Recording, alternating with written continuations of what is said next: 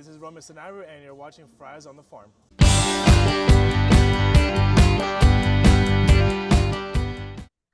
Welcome to episode 248 of Friars on the Farm. I'm Donavan, and with me is Roy.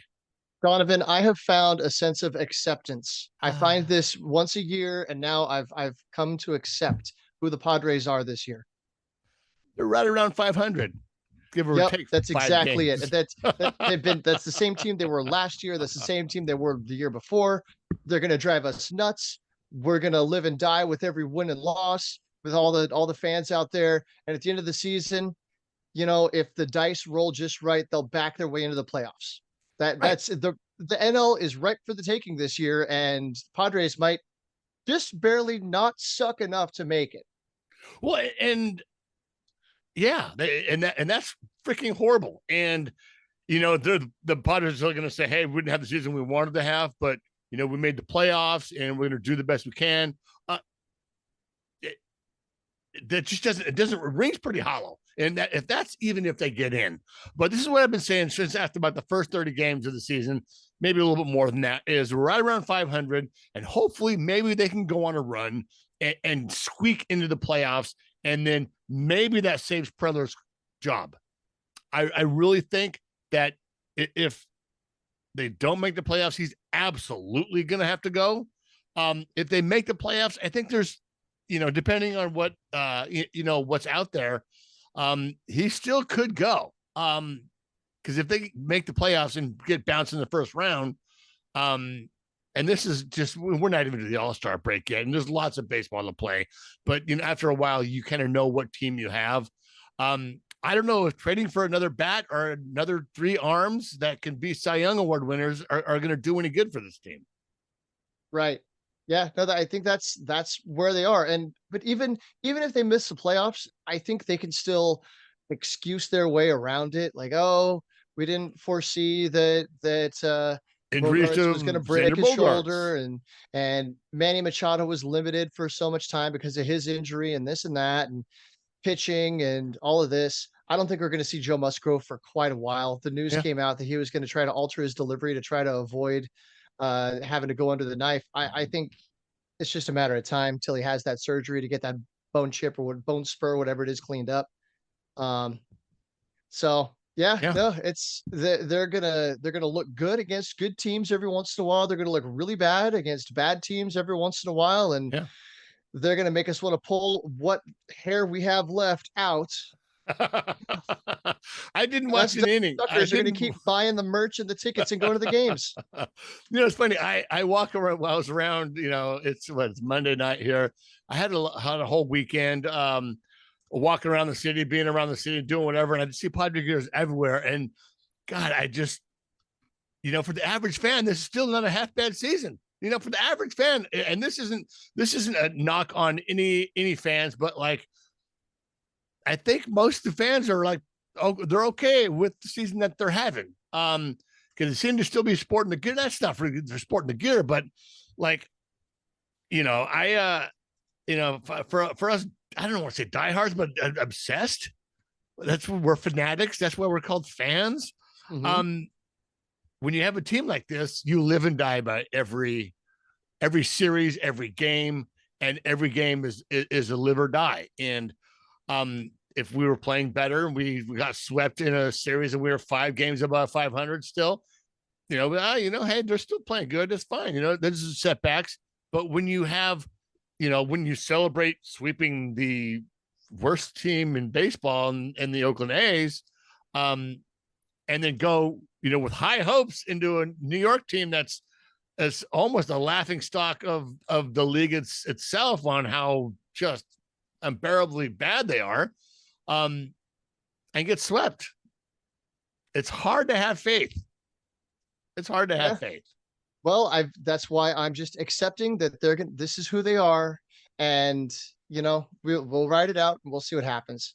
But in the meantime, we're here to talk about minor league stuff. Yeah. Which, you know, there's a lot of happy news on the minor league side. There's enough stuff going on. You can always find the little nuggets of joy out there. And so first thing on our agenda here, the fine folks in Fort Wayne get to look forward to a rehab appearance by Darvish. Hell How yeah. often well, I guess they had Blake Snell show up there. What was that, Yeah. a year or two ago? But how often do you have former Cy Young Award winner, marquee name you can put up on the board in a high A game? You're gonna have to put seating in the outfield because that they pull every game anyway there in Fort Wayne. But to have you Darvish show up for a start, maybe more, I don't know, but it's certainly a surprise. And for the affiliates, they don't rely on those, but it's a good way to show good faith to your affiliates by having one of your major leaguers, big star, and you Darvish start there. Absolutely. Oh yeah, yeah, because they're going to pack the house for that one. So that's going to be June 19th. So if you're in the Fort Wayne area, if you're thinking about traveling out to Fort Wayne, that would be a fantastic time to happen to be there. Being one of the loveliest ballparks in all the land, run by a bunch of great people. So happy for the folks of Fort Wayne. Absolutely. I would suspect that if you're listening to this right now, it'll be probably that night that if we get this out tomorrow, it'll probably be that night that you listen to it, that start will happen on Wednesday. Right. Now, so he had a bullpen the other day. I guess he threw 60 plus pitches, Okay. got up and down several times. So it sounds like from a health standpoint, it sounds like he's where you would expect him to be to make a rehab appearance. So this isn't going to be a go out, throw 2 innings and be done. Right. I would expect him to go and throw 5, 6 innings, typical kind. I mean, against minor league guys, Right. he should be mowing through them. So he's going to have to get his pitch count. That means he's going to run pretty deep into the game, I would expect. Yeah. 65, 70, maybe 80 pitches, just to kind of make sure everything's working, and then work the whole repertoire. And give some minor leaguers a chance to say they faced you Darvish and maybe even get a knock. Yeah, well, and imagine the spread he's going to put out for those guys. When the big leaguer comes to town, he's got to take care of all the kids down there. Oh, dude, I'm texting everybody. I'm going to text everybody. What did he do? What did he get? What did everyone? Just he's going to do that. And to hear everyone talk about you as a teammate. I listened to a little bit of Michael King this I think it was Friday. They talked to Mud and Don talked to him. How much he cares about not only himself and his preparation, but his other teammates, and how invested he is in other pitchers doing well.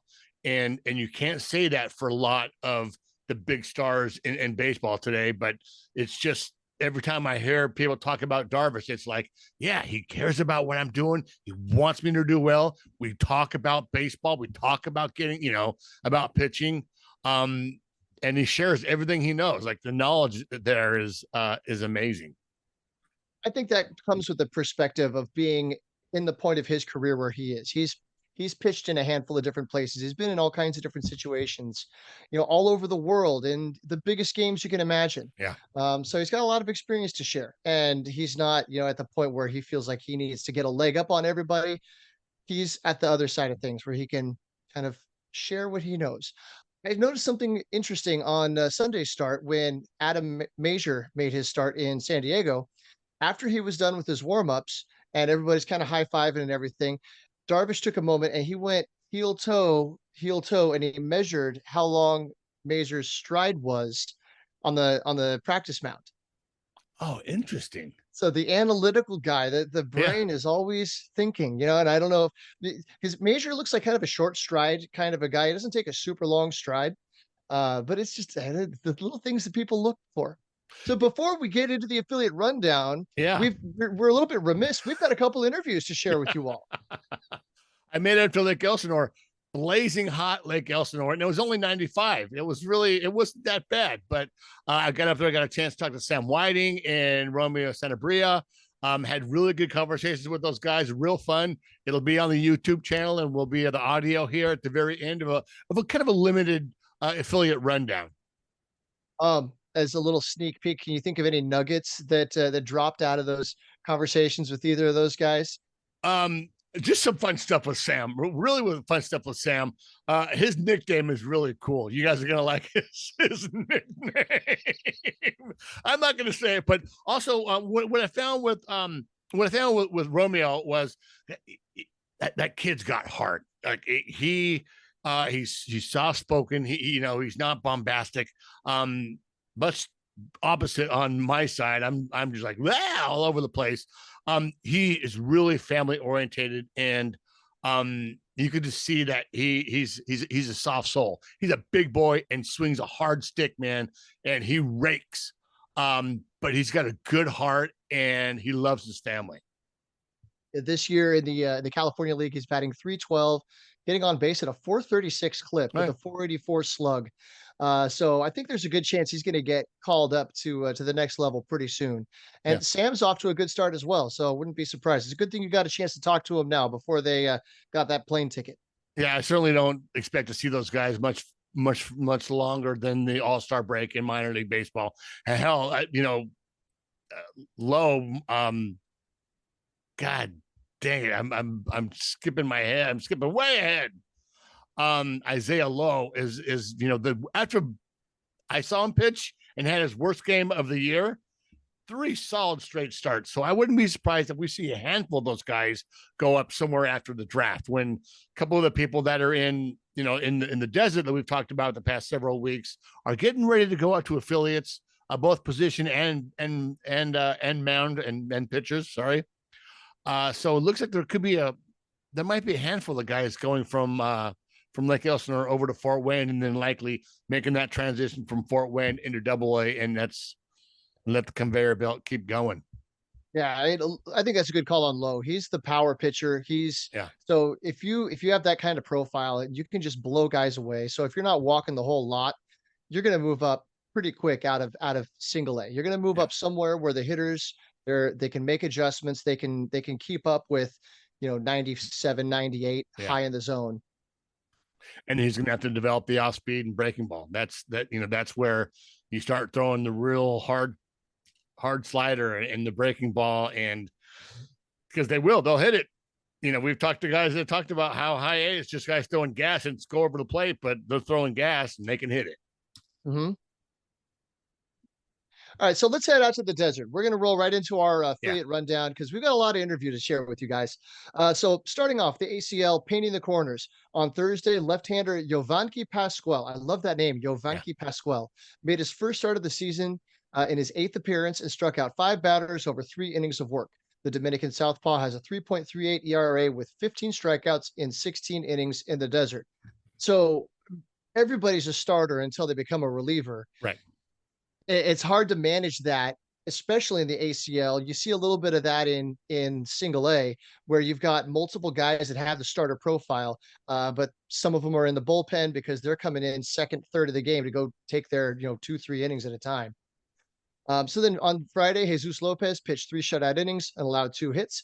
He walked 1 and struck out 3. The 18-year-old has shown some swing and miss this season, but has struggled with consistency. You can probably say that about 90% of the guys in the ACL right now. They're just trying to make an impression, throw as hard as they can, and make an impression. And you're right about the the guys that turn into starters. Everyone's a starter. Talking to Sam, he was a starter in high school, but an exclusive starter at UC Santa Barbara throughout his college career, and then started this year in Fort Wayne. It's one of the first questions I asked him. He's like, yeah, I started in Fort Wayne.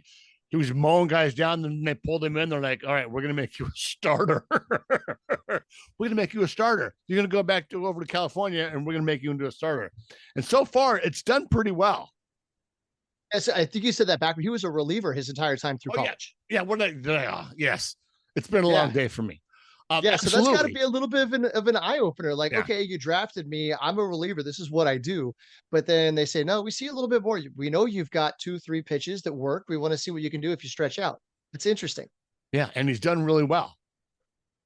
All right, so let's get over to batting around. Thursday, Caden Hollow gave his knees a break from catching and got to start at first base and leadoff, going 2 for 4 with a run scored and a walk. The Dixie State alum is batting .293 with a .912 OPS in 75 at-bats in 2024. One of these guys that are just they're gonna have to move up. I think JD Gonzalez probably stays in Fort Wayne, but we'll see what Caden ends up if Romeo gets out there. Maybe they have Caden take some time at first base into catching. But yeah, moving on to Friday, left fielder Spence Kaufman had another multi-hit game Friday as he singled twice, drew a walk, and stole his 9th bag of the year. The 20-year-old from Mississippi has raised his average to .304. So the Padres, and I know couple years ago, they picked up Griffin Dorsing and Nathan Martorella, but we were struck by how unusual that was. They don't draft first baseman. No. The Padres, they'll draft corner outfielders. They might draft somebody who profiles at third base, and then he slides over to first base. You might have somebody like Jay Bashirs that winds up playing first base because you've got, a half dozen shortstops and second baseman on the roster. So seeing somebody like Caden Hollow or Addison Kopach, who's also down there, see those guys move over to first base.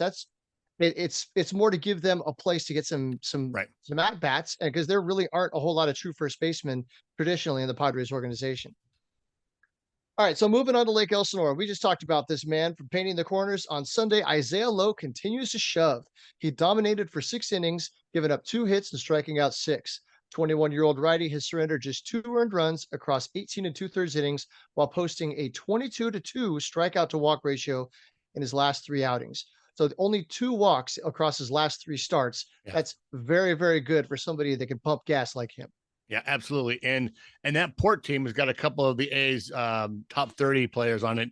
And that's despite what the A's have on the Major League club, they have a nice minor league system there. And that's a tough Ports team. So he mowed them down. Shall I take on the Screws? Yes, sir. All right, because this is fun. I went there on Saturday. This happened on Sunday. Chase Valentine and Wyatt Hoffman went back-to-back in the 6th inning as each collected their second blast of the year. Hoffman had a career day going 3 for 3 with a walk out of the leadoff spot.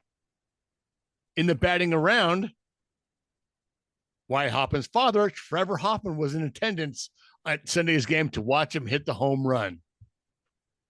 That's awesome.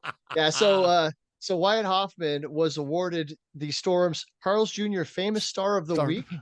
Yeah, I got that right here. He played in 4 games. He got 4 hits. He pitched 1 inning, no earned runs, batted .308 on the week, slugged .538, thanks in part to the home run. And his vibes against replacement is 1,000. 1,000. Yeah, absolutely. I think, I think I'm going to have to talk to him. I just want to see what he, I just want to see what he's about. I mean, I've heard about so many guys talk about Wyatt. I'm roommates with Wyatt. I play video games with Wyatt. For a guy so young, it seems like a lot of these guys not necessarily rely on him, but gain a wealth of information and just knowledge from a guy that's still playing A-ball. And I think that is helpful. I think you need guys like that in your organization where not only they may not make it to the majors. They may not make it up to AAA. They may not make it out of A-ball, but certainly you can learn from someone like that. And I think Wyatt's one of those guys. Yeah, if you have a chance to get into the diamond when the Storm is taking batting practice, you watch him behind the screen. It's fun to watch him hit, but it's more fun to watch him goofing around with everybody. I don't say goofing around because he takes what he does seriously. Very seriously, yeah. But he's out there talking to everybody, just chipping everybody up, having some fun, keeping things light. So the vibes are definitely top of the scale with him. Absolutely. All right, so moving on to Fort Wayne, painting the corners. Dylan Lesko pitched 6 scoreless innings and only allowed 1 hit. After Lesko, Bradley Rodriguez pitched the 7th and 8th innings without allowing a hit or a run. While Lesko still issued 3 walks, he threw 50 of his 83 pitches for strikes and allowed only 1 hit after setting down the first batters he faced in order. I saw. Well, it was Mad Friars that did the tweet, but I'm sure it was John Conniff behind the keyboard. They're looking for Lesko to become more consistent with the breaking stuff. Okay. So he can put spin on it. His changeup absolutely falls off. But it sounds like from pitch to pitch, inning to inning, the shape changes, the depth changes, the command changes. And again, second year back from Tommy John. These are the things you're looking for guys to refine. And also he's a high school pitcher, still making his way as a pro. But anyway, 6 scoreless innings and only allowing 1 hit. That's outstanding. Yeah. So we can work on the walks, but being able to blow guys away like that is a fantastic sign. Yeah. And once again, we'll talk about it again. This is the season where we don't want to see we want to see incremental improvement. We don't need to see all this big jump. And I think I said that at the beginning of the year is like, we want to see a big jump. Well, that seems to not be, it's still early in the season as well, but it seems not to be the case right out of the gate. It might take all season for him to get where he feels like he's ready to move up, or that he's getting some consistency. And there's still, like you said, high school draft pick, plenty of time in the system. I think the Padres hold on to him. I'm not sure, just to go back to the big league club for a second here. I'm not sure what much value he has right now in the trade. It would almost seem like he would be a steal from another club, but also would seem a little premature to trade someone like that with so much potential. When we're just trying to get a rental or someone to improve a team that just can't seem to get out of its own way. Right. I mean, I feel that way about pretty much all the guys at the top Yeah. of the scale right now. And DeVries he's in single A, which is outstanding for somebody his age. He isn't exactly knocking the cover off the ball, still has yet to hit his first home run, but he's spraying line drives, looking good, making all the mistakes you would expect a 17-year-old to be making. Right. And then Salas is in high A. I've got his numbers up in front of me, and they're nothing worth talking about. And so I'm sure there are people out there looking, going, oh, well, maybe the hype was overhyped. Well, you're challenging the guy. You're putting an 18-year-old, a high school senior age kid in high A, playing against advanced college guys. Everyone in high A is a college all-star. Right. And much then older. Robbie Snelling. Right. Snelling is struggling not struggling, but he has yet to find the consistency and figure out how to start dominating. And when we talked to him in the offseason, he was just talking about learning how to put together game notes. Yeah. And strategizing for tomorrow's game. It's a learning process. And so you don't want to sell on those guys when they're in this stage of the learning curve. Their learning curve is awfully steep for all those guys right now. And I wouldn't want to trade them if they were blowing guys away and dominating every level. You want to keep those guys and hold on to them, and come what may with the big league club, come what may. Right. Yes. I mean, so Robbie Snelling turns it around. There's still a chance you might see him by the end of the year. So speaking of which, here in San Antonio, painting the corners, Robbie Snelling received the loss on Saturday despite tossing a quality start. Southpaw allowed 3 runs across 6 innings of work with 5 strikeouts. Snelling now has 4 quality starts this season, including each of his last 2 starts. He's allowed 3 or fewer runs in 8 of his 11 starts this season. So that's the good. The 8 of 11 starts, 3 or fewer runs. That means that the other 3 weren't so pretty. So the consistency, inning to inning, game to game. And then flip side of that here, on Sunday, Victor Lizarraga set a new career high with 10 strikeouts on Sunday. 20-year-old right-hander recorded his first quality start of the year after allowing 1 run across 6 innings of work. Lizarraga allowed 4 hits and 1 walk. So 10 strikeouts to 1 walk, that's outstanding. Yeah. Only 4 hits, that's great. I saw some highlights of it, and his stuff just seemed to be a little more electric than what I've seen elsewhere this season. It's like there's just a little more zip coming out on that particular day. Yeah. Let's go back real quick to on the screws. And we were talking about Ethan Salas. So in Fort Wayne, Ethan Salas had gone 15 games without a multi-hit effort until Saturday night when he had a pair of singles. Back in the lineup as the DH Sunday afternoon, he again had 2 knocks and drove in a run.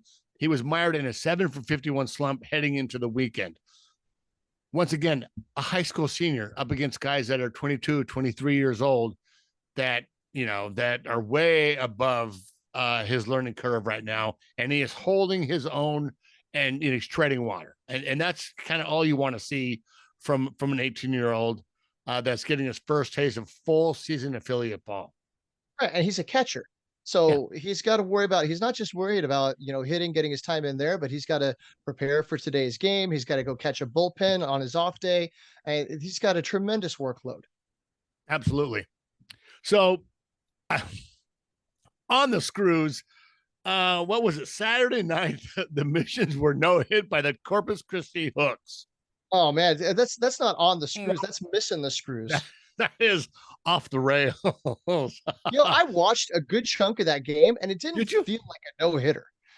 There was a lot of contact. It's just they were hitting it hard right at everybody. Yeah. So this was their second no-hitter in franchise history since 2005. It was their first 9-inning no-hitter in franchise history. For the Missions, this was the first time a team had pitched a combined no-hitter in a 9-inning game against them. It was the 8th time they had been no-hit in a 9-inning game. And so I was watching the game, and Corpus Christi was leading the whole time. They're the Astros affiliate. They've got a really strong farm system. And it seems like the last couple of years, every time the missions go into Corpus Christi, they wind up they get beat up every time they go there. So I wasn't surprised to see that they were behind. And then the game ends and the announcer, oh, that's a no-hitter, a combined no-hitter for Corpus Christi. I'm like, wait, what? I guess I wasn't paying close enough attention.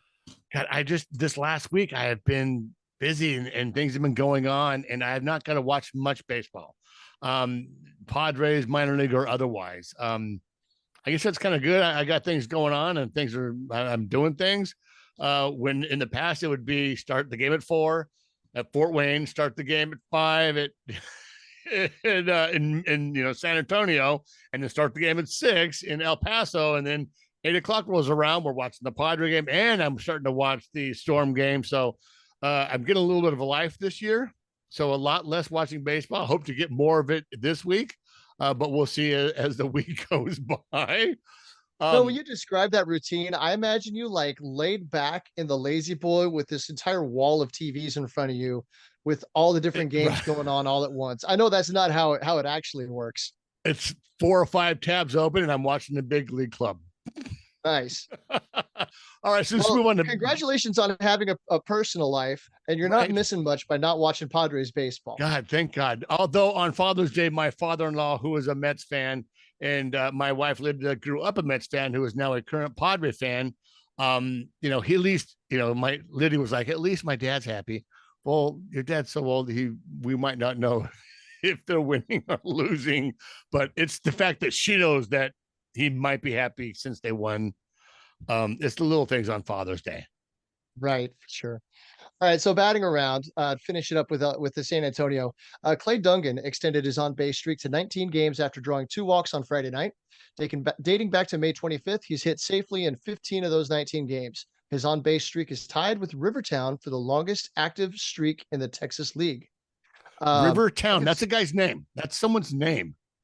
I know. I skipped right over that, huh? Right. When I had to put that, I'm like, hold on, Rivertown. I know. I read it and I'm like, wait, that doesn't sound.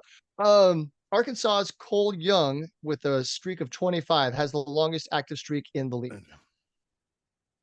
Nice. God, wow, that's kind of a cool name. Last name town, Rivertown.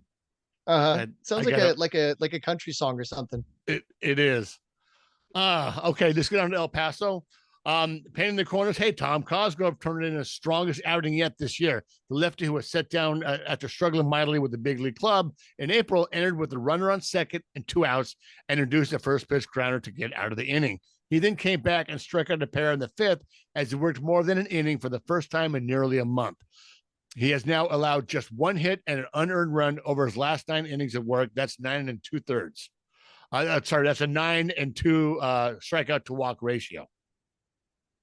That's fantastic. I mean, we keep talking about Padres need help in the bullpen, particularly lefties, because Matsui is struggling, and Wandy Peralta, he needs to, like, I think his eyelid is sprained and he needs to go on the injured list, something like that. They need to come up with something for him.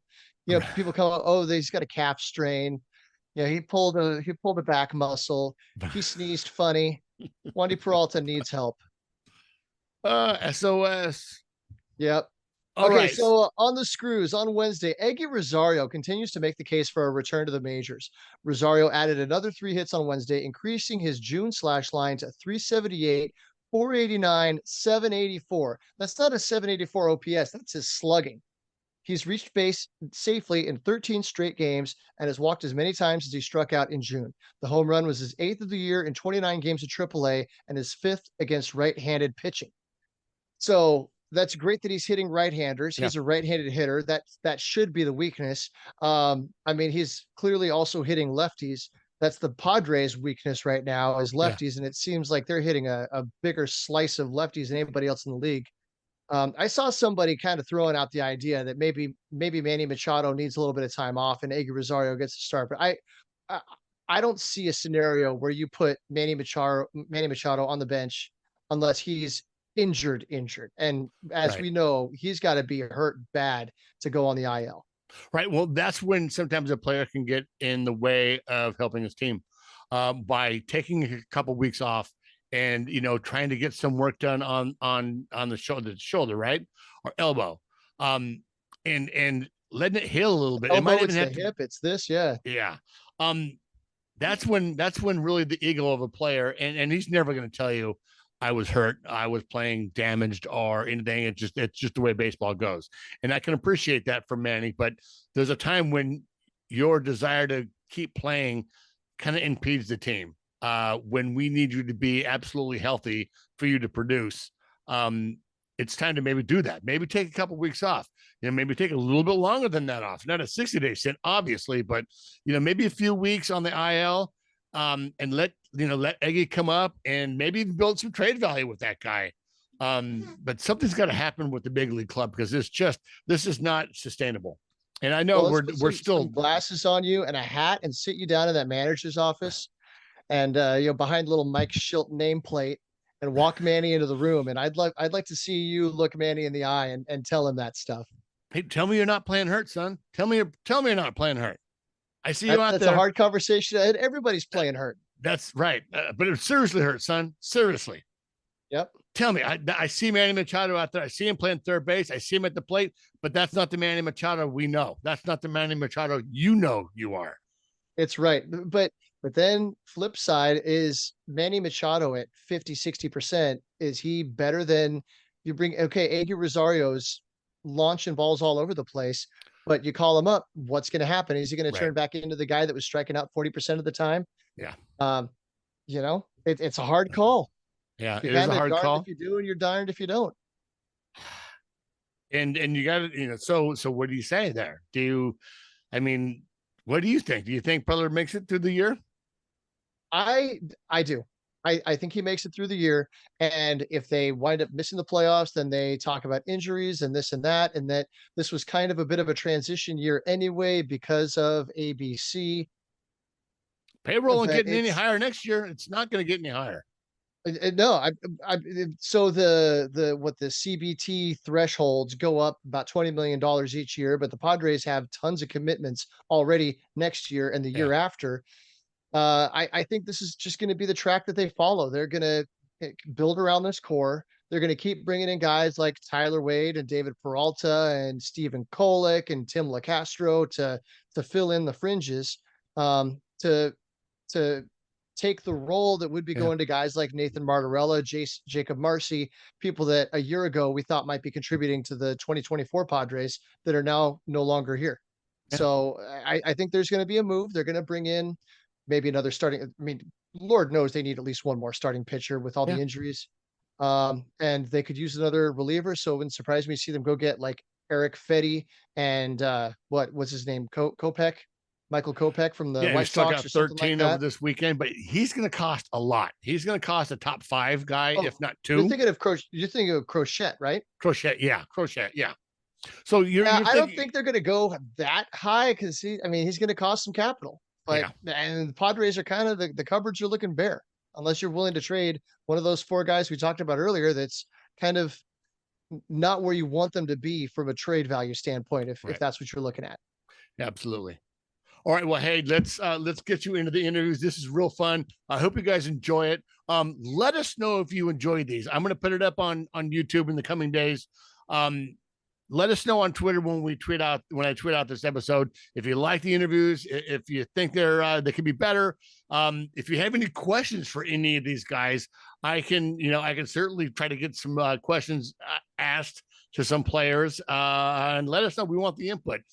With that being said, go to iTunes, give us a like, give us a subscribe, give us a review, go to YouTube, smash. We just got another subscriber early this week. I haven't hit 50. So what I think happens, and I've heard this from other YouTube channels, once you hit 50 is when I think they really start stepping their foot down on, say, copyright infringement and some of the more stuff that you're getting noticed. So and I think also some things get unlocked for the channel if you go over 50. So we need to get to 50 and more than that. And I hope you guys enjoy it. So here's Romeo Sanabria and my conversation with Sam Whiting. Hey, we're here with Romeo Sanabria. It's dialect. Growing up in Miami, were you a Marlins fan? When I was a kid, yes, I was a Marlins fan growing up. My dad was a big Marlins fan because it's right next to our house, and he was a big when I grew up, I was a big Cabrera fan. Of course, because he brought us a championship, but growing up, I was a Marlins fan. So Miggy was your guy. Anyone else? Miggy, no, just for me, it was just I was just a big Miggy's fan growing up, and just seeing him just throughout his career was just can't say anything about it. Dude, you know, and he's one of those guys that like he has so much fun. Yeah. Like him and Beltray, you know, always touch him on the head, Yeah. and like Beltray would get all pissed. Just a guy that just loved playing the game. You kind of model yourself after that. Yeah, that's why whenever we're out here, of course, it's going to be the competitiveness throughout the game. Like 1 through 9, we're all competing. Like them and us, we're just competing to get the win. And then once you have the win, you can see like we all just like start hugging each other, hit each other in the head. Even during the game, we throw the ball at each other. We start laughing because it's a fun game. It's like, you know, it's a competitive, it's a hard game, but we like to have fun. So you're right-handed, but you bat left. Yeah. Who taught you to bat left? My dad. When I was younger, my brother was a righty, and I tried to take after him. I couldn't hit the ball for anything. So then my dad's like, okay, we're go lefty. So I started going lefty, and it just started clicking. Did your dad play? My dad played in Puerto Rico. That's where he grew up. Okay. He played out there, and then once he came here to the U.S., he stopped playing, and he just focused on family. And then for me, he just taught me what he did in the island. Did he play for the national team? Did he play? No, he just played locally. He just Locally? like went in his house. Like he played when he was a kid with all his friends. He played for his high school and then college, and then he wanted to come to the U.S., so he stopped playing baseball after that. But he taught me everything he knew about over there. Dude, they're rec leagues in Miami. I'm surprised he didn't play in Miami. No, I know, but in Miami was fun. Like he had friends that also he grew up in Puerto Rico. Okay. To help me like grow into the person I am today. Nice. So your senior year, you only got 22 at bats. Were you injured? No, my senior year I had 22 because yes, I got injured on my left hand. I had like a little bone fracture, and then I was able to get 22. But then also COVID year happened. Oh, that's right. COVID That's right. happened. How did going to Indian State happen? So me and my family, we were deciding on where to go, and that was during the COVID year.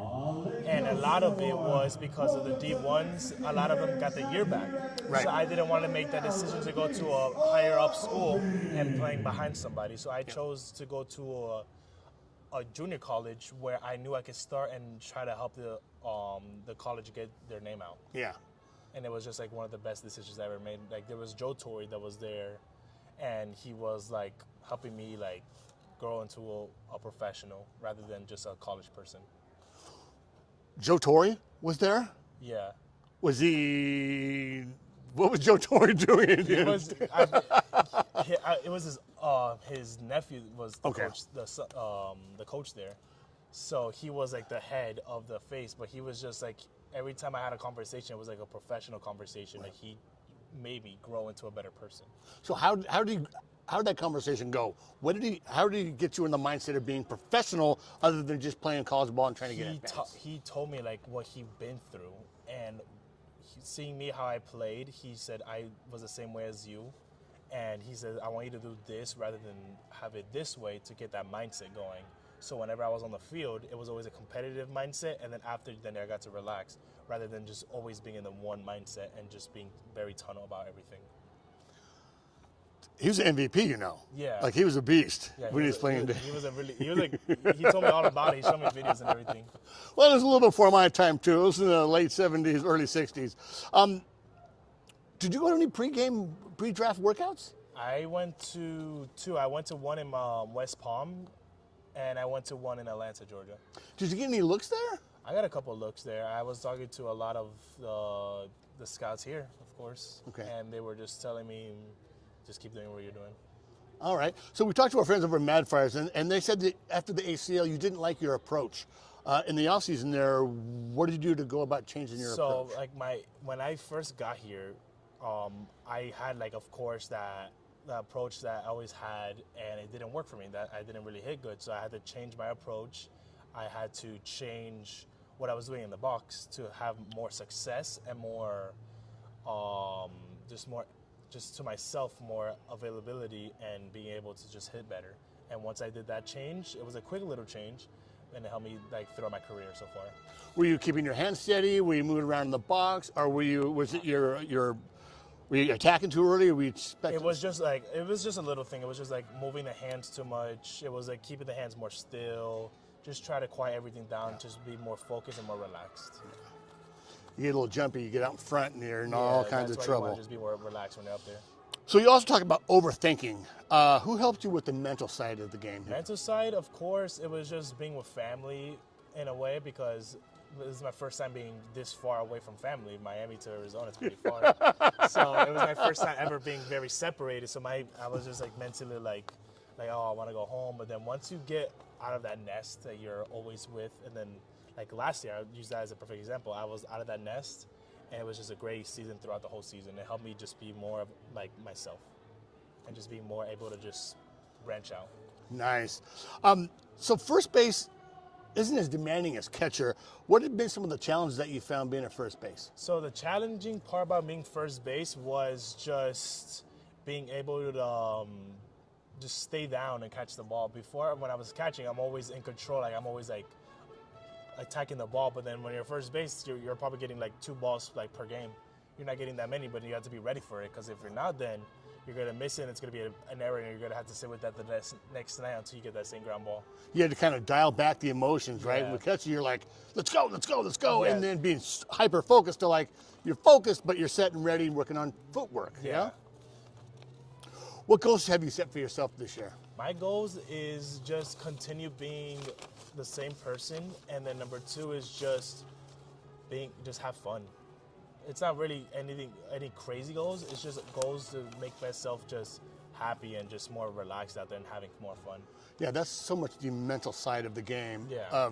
It's a game based on failure. You're gonna fail a lot. The most you're gonna do is fail, like you said. That's why my goals are just simply just have fun. It's a long season. We're not even halfway yet, and I just want to continue having fun. Well, dude, you already have 7 home runs. Are you working on your power?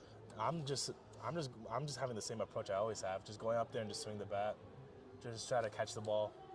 Dude, and you're raking too. You hit with 3 something? Yeah, 318 or something. Damn, like that. kid. Yeah, it's been a great season so far. I want to continue having it. That's what I'm saying. Having fun is the main thing. Even if I have a bad game, 0-4, I try to wipe it off, try to have the next day because the team needs me. So in spring training, were you able to hook up with any of the major leaguers? You talk to some of those guys? I got to talk to, of course, you have Eggy Rosario, you have Manny Machado. I kind of talked to a lot of just Eggy because when he was doing his rehab, I was with him in the ACL. Yeah. So I got to talk to him and pick his brain about what's like, how to like have my own, how do you do it, you know? He just has fun. And he's like he told me to have fun, and that's why I always have the same mindset as him. Dude, love Eggy. Yeah. We talked to Eggy here back in the day. Eggy was here. Eggy told me that he went through the whole system and how it goes and how you're supposed to mentally prepare. So he's a big inspiration. So it is a big kind of transition from going to humid heat in Miami to like a dry, scorching heat in Arizona. Now you're in Lake Elsinore. Yeah. Lake Elsinore is kind of like more like California is more like home because I'm basically by the body of water as well. Yeah. So it feels like I'm in Miami, so it's not really like anything. But in Arizona, it was dry desert heat, so every day was like 100. Like I go outside, I'm already sweating. It was like 110 outside already. Have you got a chance to go out to the beach here? Oh yeah, it's really nice here. I went one time. Which beach? Santa Monica. Okay, you went. Okay. Of course, I wanted to go see like the pier. I wanted to see that area because it's my first time, so I wanted to see it. And it was really nice. Nice. Do you body surf? Anything? You just hit the water? I just hit the hang water. out? Just hang out on the beach. All right. Well, hey, man, I really appreciate you taking the time. You want to have some fun and have some quick hit questions? You can do it. All right, let's go. Do you have a nickname? Nickname? Back home, they just call me Rome. Rome? Boys calling you anything over here? Romeo. Romeo? Okay. All right. Do you have any superstitions? Superstitions. For me, batting gloves. So whenever I try a new pair of batting gloves on, I go 0 for 2. I quickly switch them. I get the other pair that I got a hit last night with, and I put them on. I get a hit, and I'm like, okay, I'm keeping these on all day. Oh, I still have them. Do you? So what do you do with the ones that you toss? You give them to kids? Or? Whenever I either give it to a kid if I don't like them. I say, here, they're gonna be good for you, or I just give it to one of the teammates if they need them. Dude, that's super sweet. Yeah. The one person you'd like to meet, living or dead? Living or dead, like to me, is Roberto Clemente. He was a big inspiration to my dad. Yeah. That's my dad's favorite person growing up. My whole family, even the ones I have family in New York, and their favorite, they have a picture of Roberto Clemente, and I want to meet him because I heard every time I go to Puerto Rico, I see it, you see his statues, everything everywhere. So that would be the person I want to meet. That's amazing. He was not only was he an incredible baseball player, but the humanitarian side, you know, the being of service to a fellow man and fellow countrymen. Oh, everything, yeah. He was just a big inspiration. To this day, my dad's still favorite player is Roberto Clemente, so I can see why. Dude, you got to make it to the bigs and be there for Roberto Clemente Day. Yeah. One major league pitcher you'd like to face? What pitcher? Let's see. I want to face. I just throw a name out there, Garrett Cole. Okay. All right. He's a Cy Young winner and everything. I just want to face him. It looks like he's a great pitcher. It'll be good. That's right. You want to, you compete. You want to compete against the best. Compete against the best. Nice. A couple more here. Favorite baseball movie? Favorite baseball movie? Of course, I'm gonna say Rookie of the Year. Rookie of the Year. Okay. All right. I used to watch it as a kid every time, and I just see how a little kid just out of nowhere just gets the best arm in the world, and then taken away, but then he still stays with family. So that's one thing I liked. Like his whole family was like a big thing. Like he goes away from family, and then he comes back to family.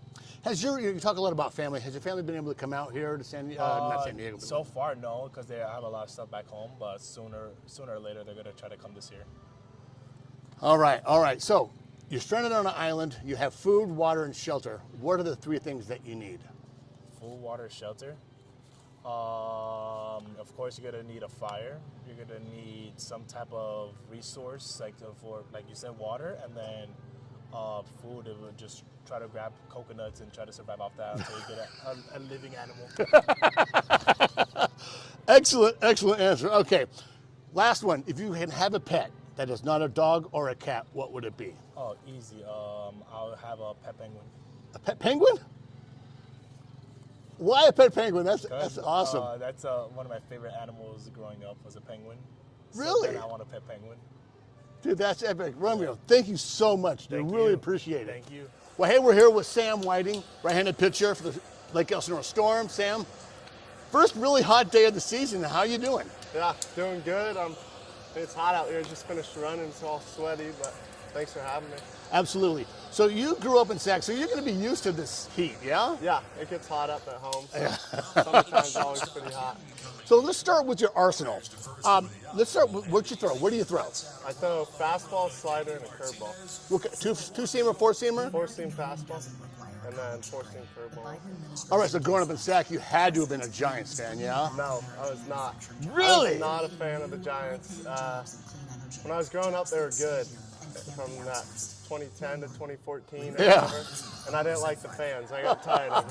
But I was always a Yankees fan, so. Really? I gave my friends crap for the Giants, but. Well, this is going to scoop all my next line of questions. How do you become a Yankees fan? I don't know. Probably for the same. They were good. I like Derek Jeter, Mariano Rivera. They had a lot of good players. All right, now I've seen your windup. Now this is going to totally blow what I have to ask. That windup looks a little bit like Russ Ortiz and a little bit of Tim Lincecum. Okay. Who do you model your windup after? Honestly, I don't really have a single person I model it after. I feel like I just kind of take bits and pieces of what I've seen. All right. So you won several pitch, hit, and run competitions. Local, regional, and then what was it called back then? Was it called AT&T Park? Yeah, it was AT&T back then. And then you won the championship there? Yeah, so I think I made it to AT&T probably like about 5 or 6 times. And if you get first place there, they hold the event at all 30 big league stadiums. Yeah. And then your score goes up the winner from the other 30. And the top 3 or 4 make it to the All-Star game. And I never got the chance. One year I thought I was close, so my parents and I were watching. They would announce it on MLB Network. So. Did you get any swag? Did you meet any pros? Yeah, we would get to go to the games afterwards. We got to meet some of the guys in the dugout if they were out there before the game. But it was always a cool experience. Get to go on the field and stuff before and after, for the event, and then right before the game they'd introduce us all. So it's cool. Nice. And then did anyone that you competed against ever going on to play college ball and get drafted? I wasn't too close with any of the guys. There was one guy that was 2 years older than me from my area. His name is Davis, and we always kind of went together, so that was fun. But he didn't end up playing after high school. Interesting. So you were a quarterback in high school, yeah? Yeah, I was. Dude, how many years were you quarterback? I played quarterback up until my junior. I played my junior season, and then it got a little tricky with baseball and football. I wasn't committed anywhere yet, so I told my football coach I wasn't going to be available for the summer, and he told me like I had to make a decision. And then that's when I decided to be done with football. I knew baseball was my best shot, and I liked it more than football, but football was always fun. Did you find you had to transition your body from pitcher to quarterback? Not really. I always thought it kind of helped throwing the heavy ball, like in the off season, just switching it up a little bit, playing a different sport. Whenever I came into baseball, like my body was in good shape, arm was in good shape. I was always throwing. Talking to Robbie Snell, and he talked about having to transition a body from a linebacker Oh yeah. to a pitcher. I'm and sure it was, that's a little different. Dude, it's a process. Yeah. So did you find, besides you UCSB, did you play with anyone that got drafted? Marcus Castagnon? I played with a lot of those guys. I played with Cole? Marcos Castagnon, I played with Cole Cummings, and then Nick Vogt and I were actually roommates for 3 years at college. No shit. Yeah. That's awesome. So, it's cool having those guys when I got here already. Did you talk to each other once you got drafted, or like? Yeah, he was one of my best friends from college, so we were still close, and I'd talk to him all the time. And then I didn't realize the draft was during the All-Star break for like the minor leagues also. Right. So after I got drafted, he showed up at my house, so that was fun. It was cool. Okay, so draft day. Where were you? Did you have a spread? I was at home, just sitting on the couch watching the whole thing. I was nervous, like waiting to hear my name called. My parents were there with me, my brother, sister, brother-in-law, and then my niece, and then my grandparents came down as soon as. So did you guys have a spread? Did you do any food? No, we were just hanging out. Nothing really planned. My mom had planned like a little after party that I didn't know about. All right. She had told people that like there was a chance, and if it happened, that we were gonna have people over after. So Dude, that's that epic. was fun. Yeah. Okay, so let's go back to college because I got a little bone to pick. I worked for UCSD. UCSD? And you got your first college win against my Triton. What was that in 2020? Must be 2020, 22? If it was in 2022, it would have been possibly here. We played them here for. Oh, that's right. a I almost series, came up. But we also played them at home. I don't remember the when. But yeah, they're good. There was always a fun series to play against them. Well, in USB, you guys are. They It's took like, the conference my senior year also. so this is their last year of, not eligibility, of ineligibility for yeah. D1. Now next year they'll be able to go to the World Series. Last year made it tricky when they won it, and Fullerton snuck that auto bid. Right, and they're like, Yeah. sorry guys. Yeah. You know, and it's kind of unusual, I would think, that an up-and-coming D1 school would be so good so early. Yeah, I honestly didn't know what to expect. And every time we played them, it was real competitive. Yeah. It's good games. Yeah, and handfuls of guys get undrafted free agents. A couple of them have been drafted in the lower rounds, but before that, it was a D2 school. Yeah, you've obviously seen that stadium down there a lot. You know the trolley that Oh goes yeah, down? like we call them trolley bombs. Jared Sunsham hit the trolley last year when we were there. Yeah, dude. It was awesome. That is It was awesome. Yeah, I've been on campus for 20 years, so I was there before, and then I've gone to games afterwards, and I'll watch them occasionally. Like we use college baseball to get me through my wife and I through the off season into spring training. So Perfect. February starts. All right, let's go watch the Tritons game. Yeah, you get that early part of the season. Hell yeah. Okay, so before you got drafted, were there any other teams that were interested? Yeah, I was talking to a few other teams. Honestly, we always had a feeling it was going to be the Padres. Like, they were the most honest with me. I only did 2 workouts. I went to the Padres workout with the Twins, but for some reason it always just seemed like the Padres was going to be the one that worked out. Preller and his staff, like when they lock on a guy, they lock on a guy. And that's what I love about this organization. Like they see a guy, every time they draft someone, except for the occasional Robbie Manziel, I think. He was the absolute last draft because he was eligible to be drafted in the baseball draft. Nick Manziel, the quarterback, what was Johnny it? Manziel? Yeah, Johnny Manziel. It was like a, what do you call it? The doesn't matter pick. When they just take, Yeah. like Russell Wilson got picked also a couple years ago. Yeah. Okay, so you were up here last year for a cup of coffee.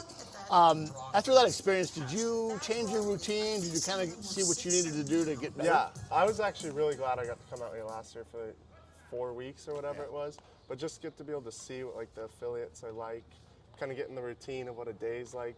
I feel like going into the off season, and even in those couple weeks, I made a lot of changes to my routine. But it made me I was able to prepare for this upcoming season a lot better. It took the unknown out of it, kind of, and yeah, it just prepared me better for this season. Yeah, they give you a player plan, but like it doesn't match anything to like, okay, time to get on the field. Yeah, and, you don't know what it's like until you're actually here, really. How was that feeling? Like, I'm a pro ball player. Like now now it's not like I got a final, I got to go to a game or anything like that. It's like you have to do this as a job. It took a while to for it to really set in, I think, but not having school or anything to worry about, just focusing only on baseball is awesome. That is awesome. So this year you started in Fort Wayne. Why did you start in Fort Wayne and come back here? So I had a good spring training, and I've always been a reliever since high school. Right. And then I was throwing well up there. About 3 weeks into the season, I got called into the office and was told I was going to be sent down. They were going to turn me into a starter. So then as soon as I got here, I built up as a starter. I kind of had to restart the build-up process. I was out for like 11 days before I got here, so went 1 inning, 2 innings, just slowly built up. But yeah, I obviously was a little caught off guard at first when it happened, but since I've been here, it's been fun. I've loved being a starter. Like you must have started in college. I mean, maybe no. I'm sorry. You mean high school? My last start was high school. Oh, right. Senior year of high school. So it had been like 4 years. In college, my longest outing in college was 2 2/3 innings. So. Oh shit. Okay. I never really went long. So how was that transition been? You know, were you shocked? Were you like, all right, let's go? So in spring training, they built me up a little bit. I stretched out to 3 innings, which was still my longest I had gone in a long time. And I was feeling good. I liked it. And then going to Fort Wayne, I was going to be like a long relief guy. A lot of the starters are still building up, so they would be out early. But then week 1, freak incident, Cienfuegos got a bloody nose that wouldn't stop. So I got a spot start there. I like 30 minutes before the game, they're like, Whiting, you're going to start. I'm like, all right. So that was cool. Oh, Coach Daly's like, yeah. But mine starting? then I went back in the pen for 2 outings, but coming here and like starting, it's been pretty easy. Ash up there, the pitching coach, kind of gave me a routine to go off of as a starter, and that helped me. I was surprised that he moved up. Yeah. I mean, he's really good. And a lot of the guys we talked to last year were like, Ash was just, and being so close from playing, going into coaching, and like he hit 89 with wind on his back, so he had to learn how to pitch. Yeah, it's cool having someone that's fresh out of the game. Like you can relate to him really well. So it's early in the process. What are some of the challenges have been for you? Like in the game or outside of the game? In the game. For me so far, my biggest thing going into this year was limiting walks. I think I've done a better job at that this year, but I think I just need to get better second time through the lineup if I'm going to continue being a starter. Just switching up the pitches. Can't always start with a fastball that second time through. Got to land my off speed a little better, but it's the biggest thing, I think. So that has a lot to do with planning. So how is that? That's kind of totally changed for you. The from the bullpen, you're like, all right, I got to get in there and attack. Yeah. Starting, you kind of got to like, all right, it's a process. It's a chess match. Yeah. So in college, I'd usually come in for a slew of righties, but now, so I wouldn't really do much game planning. But now we do a game plan before the meeting. I watch a little bit of the hitters, like the night before, some stuff. And then I look at some heat maps. I'm getting into that more. I think it's something I need to dive into more also as I work my way up. But Now, how else are you scouting? Are in between games, are you guys watching at bats? Are you paying attention to how they're swinging on deck? so on Tuesday, it's nice throwing on Thursdays for me right now because Tuesday, Wednesday, I get pretty good look at them across 2 games. I really like to watch on Wednesday when Reyes throws. I like seeing just how they match up against righties better. It's a little different on Tuesdays for me with Goody throwing, but yeah, I like just watching them in person better than watching film, honestly. All right, so you're more of an over-the-top pitcher. Do you find you're getting a little more deception coming up like that? So I've kind of always been over the top, and then I actually got hurt my freshman year in college, and I had shoulder surgery. Coming back from shoulder surgery, I dropped my arm slot to not really sidearm, but like 3/4 slot kind of, and I just wasn't really having the same success that I had over the top. So, but we had tried over the top, and it was kind of painful for me a little bit. So my senior year, we just went for it, back over the top, and my velo creeped way up. My stuff was better, so I just think it's the most natural for me. It's kind of my natural arm slot. But yeah, I think I get some deception over there. More over the top than most people. It's funny because all the 3/4 arm guys are like, how do you do that, man? How do you do that? All right, so you guys already made it to Modesto. Did the family come out from Modesto, or they waited till? I didn't make it to the Modesto series. I was still in Fort Wayne series, but my family drove down for my start against San Jose, and they also drove down for Visalia. I was supposed to come up that weekend. That weekend, you guys were sold out, and we were late getting out of San Diego. And I was talking to Justin. He's like, "Yeah, it's probably.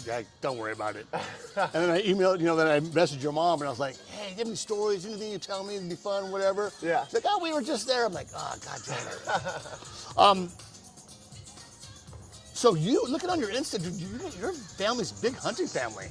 Yeah. So my dad and brother are into it a lot more than I am. I enjoy doing it, but with baseball, I'm pretty busy. That's actually my brother's job. He's a duck hunting guide. Really? Or just a waterfowl guide. So he's all over the country, even into Canada, guiding for months at a time. Then he goes to a different place. And how do you get into that being in Sacramento? He's always loved hunting. So we have family property in Montana that we would go to. That might have been how we first got into it. I honestly don't remember. My dad would hunt. I saw the pictures of him. Welcome back to Montana with the boar there. And oh, yeah. So, yeah, we've kind of always just grown up hunting. My dad got us into it early. My brother took off with it, though. It's fun seeing all like the videos and stuff that he does. He's just got a dog also, so he's loving that. Oh, nice. Helping him out a little bit. Nice. So, what are your goals? With starting, what are your goals for the rest of the year? Yeah. Goals for the rest of the year: stay healthy, obviously, and then just keep extending into games. I mean, I think one thing I need to get better with is pitch count. Like, I tend to have some long innings, some long ABs, so just being in the zone early, and then just being able to extend and help my team win.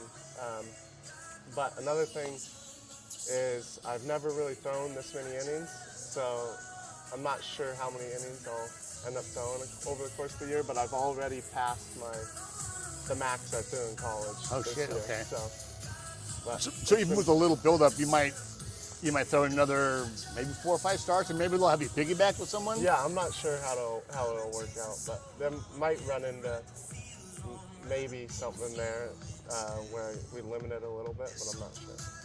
You get a nosebleed and you're on the IL for a couple of weeks. I'm not planning on any ILs. Well, we call it the IL. Illegitimately lost is what we call it. All right, dude, I really appreciate you taking the time here, man. Let's have some fun. Yeah. All right. Do you have a nickname? I got 2 nicknames. One nickname is Big Red. That's just because of my hair. And then the other one people love to call me is Easter Island. that one's a little messed up, but I think it's funny. Well, why Easter Island? Like the Stonehenge characters, or like the the Moa, Moa. They say my face looks like that. So. Dude, that's some BS, man. I can see it with the ears a little bit. It's very funny. Who calls you that? It started in college with a trainer. Okay. And then like people have said it from then on.